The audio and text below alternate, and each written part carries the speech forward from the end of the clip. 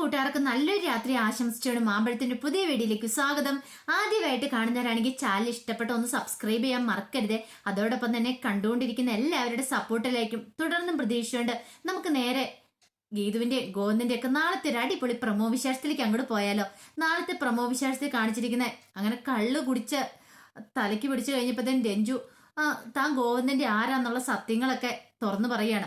അതിന്റെ വിശേഷങ്ങളും അതോടൊപ്പം തന്നെ അവർണികയുടെ വയറ്റിൽ കിടക്കുന്ന കുഞ്ഞിനെ ഇല്ലാതാക്കാനായിട്ട് കിഷോർ ശ്രമിക്കുന്നുണ്ട്. ആ വിശേഷങ്ങളൊക്കെയാണ് നാളത്തെ പ്രമോ വിശേഷത്തിൽ കാണിച്ചിരിക്കുന്നത്. ഇന്നലെ നമ്മൾ അവസാനം കണ്ടേന്ന് പറഞ്ഞിട്ടുണ്ടെങ്കിൽ കള്ള് കണ്ടു കഴിഞ്ഞപ്പോൾ രഞ്ജുവിന് പിടിഞ്ഞ് ഇരിക്കപ്പുറത്ത് ഇല്ലാതായി. രഞ്ജു പറഞ്ഞു എനിക്കും വേണം ഗോവിന്ദേട്ടാന്ന് പറയണം. ഗോവിന്ദൻ പറഞ്ഞു വേണ്ട വേണ്ട നീ കുടിക്കണ്ടെന്ന് വേണം. അതെന്നാ ഗോവിന്ദേട്ട ഞാൻ കുടിച്ചാല് എന്നും പറഞ്ഞുകൊണ്ട് പറയുക മാത്രമല്ല ഗോവിന്ദന്റെ മുന്നിലിരുന്ന് കള്ളെടുത്ത് കുടിക്കുകയും ചെയ്തു. ഗോവിന്ദൻ തടഞ്ഞിട്ടോ അതൊന്നും കേട്ടില്ല. പിന്നീട് എന്ത് ചെയ്യുവാണ്, ഈ കാഴ്ച കണ്ടു കഴിഞ്ഞപ്പോഴത്തേനും സഹിക്കാൻ പറ്റിയില്ല കാഞ്ചനയ്ക്കൊക്കെ.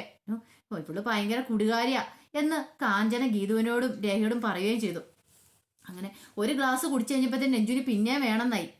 വീണ്ടും എന്ത് ചെയ്യണം, രഞ്ജു വാങ്ങിച്ചു കുടിക്കുകയാണ്. ഗോവിന്ദ് സമ്മതിക്കുന്നില്ലായിരുന്നു. പക്ഷെ ഗോവിന്ദനോട് പറഞ്ഞു എന്താ ഗോവിന്ദേട്ട എങ്ങനെ, എൻ്റെ ഒരു ആഗ്രഹമല്ലേന്നും പറഞ്ഞ് വീണ്ടും വീണ്ടും മേടിച്ചു കുടിക്കുക. അങ്ങനെ കള്ള് കുടിച്ച് 3 പേരും ഒരുമാതിരി ലഹരിയിലായി. ഈ സമയത്ത് രാധികാമ മുകളിലുണ്ടായിരുന്നു. രാധികാമ കേട്ട് താഴത്തെ വലിയ ഒച്ചപ്പാടും ബഹളമൊക്കെ. കള്ള കുടിച്ച് ഫിറ്റായി കഴിഞ്ഞപ്പോഴത്തേനും പിന്നെ ആകെപ്പാടെ ബഹളമായി. അവസാനം രഞ്ജു പറഞ്ഞു അതെ ഇങ്ങനെ ഇരുന്നാ പോരാ, നമുക്കൊരു ഡാൻസ് ആയാലോ എന്ന് ചോദിക്കുകയാണ്. അതിനെന്താ കളിക്കാലോന്നും പറഞ്ഞുകൊണ്ട് മഹേഷും ഗോവിന്ദനും കൂടെ ഒപ്പം കൂടി അവരൊരു നല്ല അടിപൊളി പാട്ടൊക്കെ പാടി അങ്ങോട്ട് ഡാൻസ് ചെയ്യുവാണ്. ഈ കാഴ്ച കണ്ടുകൊണ്ട് രാധികാമ ഇറങ്ങി വന്നേ. രാധികാമ വന്നിട്ട് കാഞ്ചനോട് ചോദിച്ചു ഇതെന്താ കാഞ്ചന ഇവിടെ, ഇതെന്താ പാട്ടും ഡാൻസും ഒക്കെ എന്ന് ചോദിക്കണം. ഓ ഒന്നും പറയണ്ട എൻ്റെ രാധികാമി, ഇവിടെയാണ്ട കണ്ടില്ലേ ആ രഞ്ജു ഉണ്ടല്ലോ, ആ രഞ്ജുവും ആ ഗോവിന്ദമാമ എല്ലാരും കൂടെ കൂട്ട് കള്ളുകൂടിയാ. ആഹാ ഇതിവിടെ പതിവില്ലാത്തല്ലോ, ഇതൊക്കെ എന്നാ തുടങ്ങിയെന്ന് ചോദിക്കുകയാണ് ഗീതിനോട്. ഗീത് പറഞ്ഞു എന്നോടൊന്നും ചോദിക്കണ്ട, അതൊക്കെ ആ വളർത്തുപുത്തനോട് തന്നെ ചോദിച്ചോളാൻ പറയാണ്. രാധികാമ്മയ്ക്ക് വല്ലതും ചോദിക്കാൻ പറ്റും ഈ സമയത്ത് ഗോവിന്ദനോട്. എങ്ങനെ ഗോവിന്ദന്റെ പ്രതികരണം എന്നറിയാൻ പറ്റില്ല. അതുകൊണ്ട് രാധികാമ്മ ഒന്നും മിണ്ടാതെ അവിടെ മാറി നിൽക്കുകയാണ്. അങ്ങനെ അവരുടെ പാട്ടും ഡാൻസും ഒക്കെ നടന്നുകൊണ്ടിരിക്കുക. കുറെ സമയം ഗീത് കണ്ടുകൊണ്ടിരുന്നു. ഗീതുവിന് സഹിച്ചില്ല അങ്ങോട്ട്. കാരണം ഗോവിന്ദന്റെ ഒപ്പം കിടന്നാണ് രഞ്ജി തുള്ളിച്ചടഞ്ഞ്. അപ്പൊ ഈ കുഞ്ചുവിന്റെ ഈ ഡാൻസ് എന്നൊക്കെ പറഞ്ഞോണ്ട് ഇരിക്കുവോ. രേഖ പറഞ്ഞതേ ഇതെങ്ങനെ വിട്ടാൽ ശരിയാവില്ല ഗീതു, നീ ഇങ്ങനെ നോക്കി നിന്നിട്ട് കാര്യമില്ല. ഇങ്ങനെ പോയിട്ടുണ്ടെങ്കിൽ അവള് നിന്റെ ഗോവിന്ദനെ തട്ടിയെടുക്കും. ഇവിടെ നീ ബുദ്ധിപരമായിട്ട് ചിന്തിക്കണം. ഗോവിന്ദന് ഒരു കാരണവശാലും അവൾക്ക് വിട്ടുകൊടുക്കരുതെന്ന് പറയാണ്. എന്ത് ചെയ്യണമെന്ന് അറിയത്തില്ലായിരുന്നു ഗീതു. എന്തെങ്കിലും ചെയ്തേ മതിയോളൂ. പിന്നീട് ഇവര് ഡാൻസ് കളിക്കുന്നതിന്റെ അടുത്തേക്ക് ഗീതു അങ്ങോട്ട് വരുവാണ്. ഗീതുവിനെ കണ്ടു കഴിഞ്ഞപ്പോഴത്തേക്കും രഞ്ജു അപ്രതീക്ഷിതമായിട്ട്, ഗീതു ഒട്ടും പ്രതീക്ഷിച്ച കാര്യമില്ല, ഓടി വന്ന് രഞ്ജു ഗീതുവിനെ അങ്ങോട്ട് കെട്ടിപ്പിടിക്കുകയാണ്. ഗീതു ഓർത്ത് എന്ത് പറ്റിയത്, രഞ്ജുവിന് എന്ന വല്ല മാനസാന്തരം ഉണ്ടായെന്ന് ഓർക്കുകയാണ്. അല്ല എന്താ എന്താ രഞ്ജു എന്ന് ചോദിക്കണം. എന്നോട് ക്ഷമിക്കണം ഗീതു, എന്റെ അറിവില്ലായ്മ കൊണ്ടാണ് ഞാൻ ചെയ്തു പോയത് ഇങ്ങനെയൊക്കെ, എന്നോട് പൊറുക്കണം കേട്ടോ. ഞാൻ ഗീതുവിനെ ഒരുപാട് വിഷമിപ്പിച്ചു, ഞാൻ ഒരിക്കലും അങ്ങനെ ചെയ്യാൻ പാടില്ലായിരുന്നു പറയാം. ഗീതുവിന് എന്താന്ന് പോലും മനസ്സിലായില്ല. ഈ സമയം രാധികാമ്മയൊക്കെ അത് കേട്ടോണ്ട് നിൽക്കുന്നുണ്ടായിരുന്നു. അതെ ഞാൻ ആരാണെന്ന് ഗീതുവിന് അറിയണ്ടേ, ആ സത്യങ്ങളൊക്കെ ഞാൻ ഗീതുവിനോട് പറയാന്ന് പറയുക. ഇത് കേട്ടു ഗോവിന്ദ. ദൈവമേ ഇവൾക്ക് ഫിറ്റായെന്ന് തോന്നേ, ഇവളിത് ഇനി എന്തൊക്കെയാണോ വിളിച്ച് പുലമ്പാൻ പോന്നേ. ഓ ദൈവമേ ഇനിയിപ്പോ ഒരു രക്ഷയില്ലല്ലോ, പുല്ല് കൊടുക്കണ്ടായിരുന്നു. ഇങ്ങനൊരു പ്രതിസന്ധി ഉണ്ടാവുന്ന ഒരിക്കലും പ്രതീക്ഷിച്ച കാര്യമല്ല. കള്ള് കുടിച്ച് തലയ്ക്ക് പിടിച്ചു കഴിഞ്ഞപ്പോ ഇനിയിപ്പോ എന്തൊക്കെ വിളിച്ചു പറയും, താനും അവളും തമ്മിലുള്ള ബന്ധമോ, ഇനിയിപ്പോ വിജയലക്ഷ്മിനെ കുറിച്ചുള്ള സത്യങ്ങളോ, അതൊക്കെ ഗീതയോട് വിളിച്ചു പറയാം. ഇന്നത്തോടു കൂടി എല്ലാം തീരും, എല്ലാത്തിനും ഒരു തീരുമാനമാകും. അപ്പൊ ഇനി എന്ത് ചെയ്യുമെന്ന് ഓർത്ത് ആകെപ്പാടെ തലയ്ക്ക് ഭ്രാന്ത് പിടിച്ച അവസ്ഥയിലെ പേ ഗോവിന്ദന്. കുടിച്ച കള്ളിന്റെ ലഹരിയല്ല ഒരു നിമിഷം കൊണ്ട് കെട്ടടങ്ങി പോകുന്ന അവസ്ഥയായി പോയി. പിന്നീട് നന്നായിട്ട് മദ്യപിച്ചിട്ട് അറിഞ്ഞപ്പോ തന്നെ ഗീത പറഞ്ഞു അതെ ഇനി ഇവിടെ ഇരുന്നാ രഞ്ജു ശരിയാത്തില്ല, ഞാൻ മുറിയെ കൊണ്ടേ ആക്കാന്ന് പറയാം. വേണ്ട വേണ്ട എന്നെ പിടിക്കുമൊന്നും വേണ്ട, ഞാൻ തന്നെ പൊക്കാളെന്ന് പറയാം. അപ്പൊ ഗോവിന്ദൻ പറഞ്ഞു നീ എന്തിനാ കൊണ്ടുപോകുന്നത്, ഞാൻ പിടിച്ചോണ്ടേ ആക്കാന്ന് പറയണം. വേണ്ട വേണ്ട ഞാൻ കൊണ്ടേ ആയിക്കോളാം. രഞ്ജുനെ ഗോവിന്ദൻ തൊടുന്നു പോലും ഗീതിന് ഇഷ്ടപ്പെടുന്നുണ്ടായിരുന്നില്ല. എനിക്ക് കൊണ്ടായാനക്കറിയാം, ബാ രഞ്ജു എന്ന് പറഞ്ഞ് ചേർത്ത് പിടിച്ച് അങ്ങോട്ട് കൊണ്ടുപോവാണ്. പിന്നീട് മഹേഷ് ഉള്ളതുകൊണ്ട് ആ പുറകെ പോകാനായിട്ട് ഗോവിന്ദന് കഴിഞ്ഞില്ല. ഈ സമയം എന്ന് പറഞ്ഞിട്ടുണ്ടെങ്കിൽ കിഷോർ വീട്ടിലേക്ക് എത്തിയായിരുന്നു. അവർണിക ആകെപ്പാടെ സങ്കടത്തില. കിഷോറിന്റെ കാര്യത്തിൽ തന്നെ ആരായിരിക്കും ആ മെസ്സേജ് ഒക്കെ അയച്ചേ, ഏതവളാണെങ്കിലും കണ്ടുപിടിക്കണം, എന്നിട്ട് ഇനി ബാക്കി കാര്യമുള്ളൂ. അങ്ങനെയൊക്കെ ഓർത്തിരിക്കുമായിരുന്നു. ഈ സമയത്ത് അങ്ങോട്ട് ശ്രീജ വരുവാണ്. ശ്രീജ വന്നിട്ട് ചേച്ചിക്ക് എന്തേലും കുടിക്കാനോ അങ്ങനെ എന്തെങ്കിലും വേണോന്ന് ചോദിക്കണം. അവർക്ക് നല്ല ദേഷ്യവും സങ്കടമൊക്കെയാണ്. അവർക്ക് പറഞ്ഞു വേണ്ടാന്ന് പറയണം.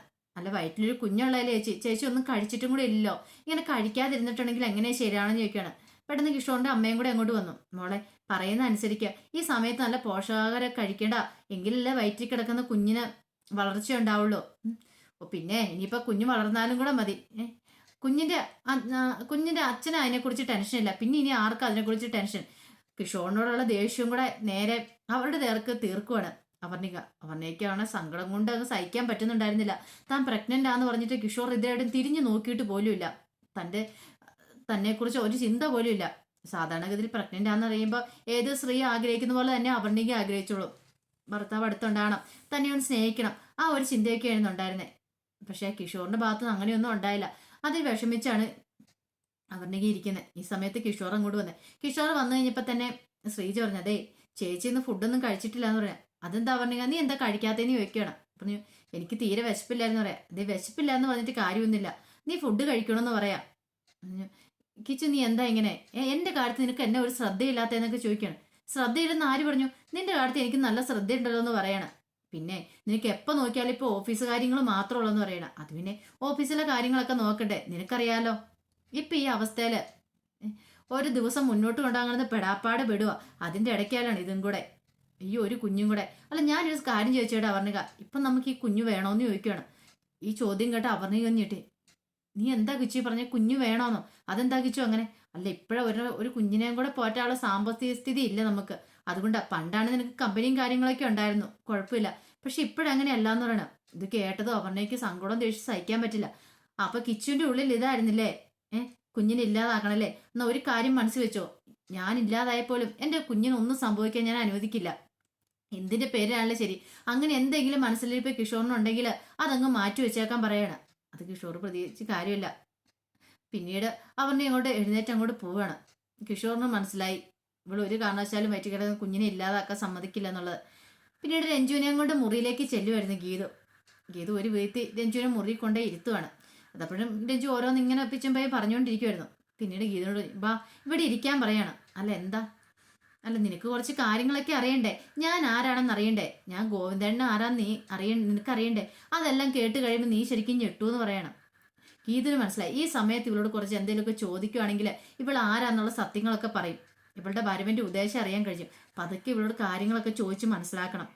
അതിനു വേണ്ടിയിട്ട് ഗീതു ഇങ്ങനെ പതുക്കെ അടുത്തുകൂടി നിൽക്കുകയാണ്.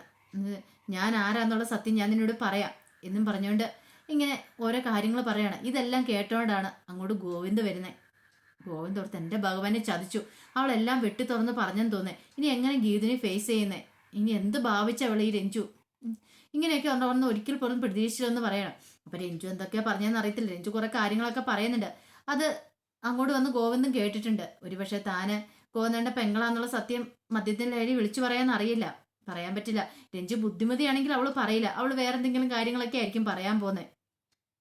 നാളത്തെ ഫുൾ വിശേഷം വരുമ്പോൾ അറിയാം എന്താ പറയാൻ പോകുന്നത്. ആ വിശേഷങ്ങൾക്കായി നമുക്ക് എല്ലാവർക്കും കാത്തിരിക്കാം കേട്ടോ. ഒരിക്കൽ കൂടി എല്ലാവർക്കും നല്ലൊരു രാത്രി ആശംസിച്ചു നിർത്തുന്നു. നന്ദി.